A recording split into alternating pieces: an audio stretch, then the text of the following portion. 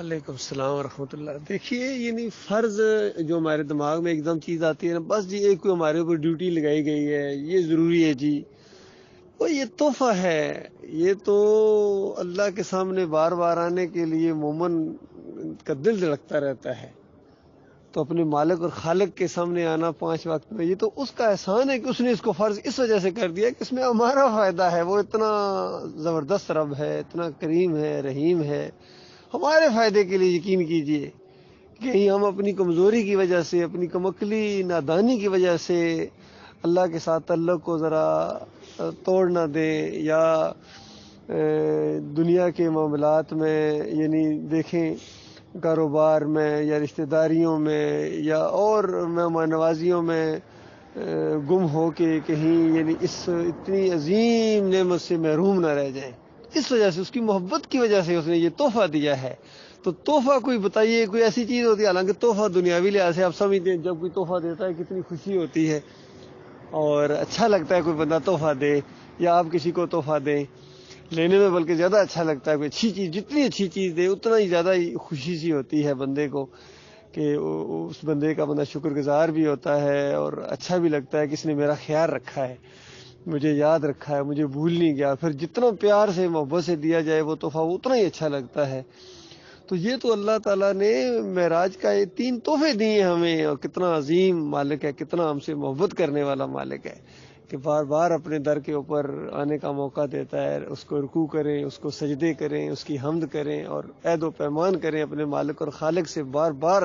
اس پوری صلات کی جو روح ہے نا، دیکھیے سورہ فاتحہ ہے قسم کی، سورہ فاتحہ جو دعا ہے، اور ایسی دعا ہے کہ یعنی اس کے بغیر صلات ہی نہیں ہوتی ہے۔ اگر یہ نہیں پھر کچھ بھی نہیں، یہ روح ہے، روح کے بغیر جیسے چیز مردہ ہوتی ہے، تو صلات کے اندر سے اگر روح نکال دی جائے سورہ فاتحہ ہے ہی نہیں ہے، الا یہ کہ آپ امام کے پیچھے، اگر امام صلات پڑھا رہا ہے اور سورہ فاتحہ پڑھ رہے ہیں تو وہ سب کی طرف سے بھی ہو جائے گی۔ تو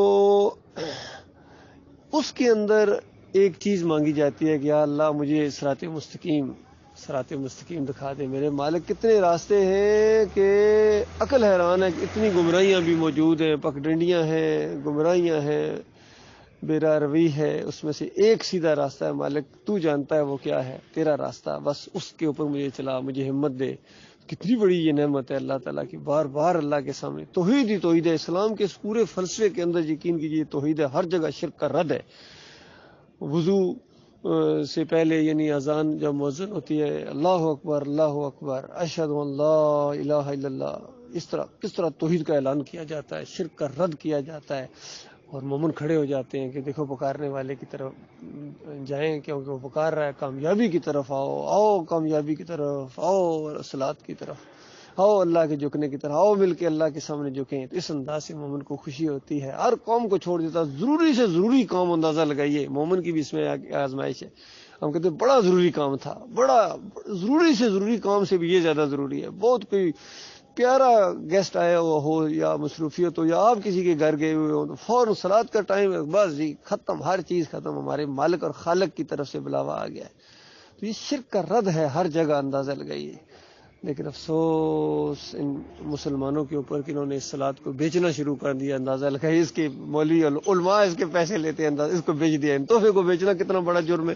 عمران خان کے اوپر آج کل کیا کیس بنا ہوا ہے، تحفے کو بیچا ہے اس نے، اور باقی جرم ہے، بے شک باقیوں سے چھوٹا ہے لیکن ہے تو جرم، اس کا جواز کوئی نہیں ہے۔ یہ اس طرح کے جو تحفے ملتے ہیں وہ خالص اسٹیٹ کا حق ہوتا ہے اور اسٹیٹ کی ملکیت ہوتی ہے، کسی کا ذاتی نہیں ہوتا ہے۔ برحال یہ اسلام کی باتیں ہیں، ایمان کی باتیں ہیں، مومن سمجھتے ہیں، یہ مشرک نہیں سمجھ سکتے ہیں۔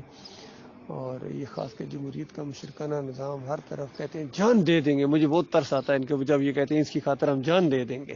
اور ظالموں، ایک جان تمہیں ملی ہے، اور تمہیں ملی تھی اللہ رب العالمین کی بندگی کے لیے، اس کی حمایت میں تمہارا خون کھولنا چاہیے تھا، اس کے حق میں تم اٹھتے، اس کے دین کے غلبے کے لیے تم اٹھتے، نوجوانوں تمہارا خون کھولتا، تمہارا خون پھر رائگان آ جاتا۔ اب جس کی خاطر بھی تمہارا خون جائے گا، چاہے بریلویت کی خاطر، دیوبندیت، اہل حدیثیت، سلفیت، جمہوریت، کسی سردار کی وجہ سے، کسی بڑے افسر جرنیل کی وجہ سے تمہارے اس کے حکم مانتے ہوئے اللہ کے خلاف، اللہ کے مطابق ہو تو سارا آنکھوں کے اوپر، اللہ کے خلاف جب اس کا حکم ہے تو نہیں ماننا ہے، کسی صورت میں نہیں ماننا ہے، اس کو بھی سمجھانا ہے، چاہے بڑے سے بڑا بادشاہ ہو، بڑے سے بڑا کوئی ظالم ہو، یا بڑے سے بڑا کوئی رشتہ دار ہو، عزیز ہو، ماں باپ ہی کیوں نہ ہو، ان کی خدمت ہے لیکن بندگی نہیں ہے. پاؤں کو نہیں چھونا، جا کے نیچے جھک کے پاؤں کو چھونا، بوسے دینا، یہ کوئی والدین کا احترام نہیں ہے، بلکہ یہ بندگی والا انداز ہے. اس سے بچنا چاہیے.